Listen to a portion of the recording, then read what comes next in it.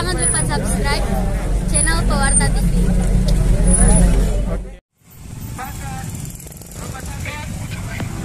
Assalamualaikum warahmatullahi wabarakatuh. Kembali di channel Pewarta TV.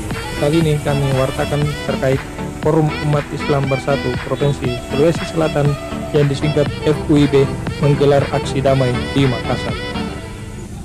Masa aksi yang start dari Masjid Al-Markas Al-Islami usai sholat Jumat itu pada tanggal 21 Mei 2021 kemudian melakukan long march ke depan Monumen Mandala, Jalan Jenderal Sudirman, Kota Makassar.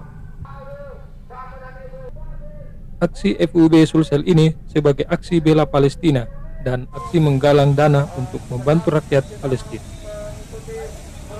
Aksi ini juga menghadirkan orator-orator dari dai dan ulama-ulama Sulawesi Selatan. Dan masa aksi terdiri dari gabungan berbagai ormas Islam yang ada di Makassar. Aksi bela Palestina ini berakhir jelang memasuki waktu sholat asar.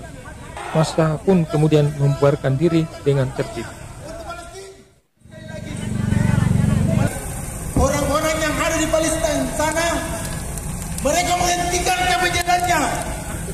Mereka menghentikan serangan-serangan udara.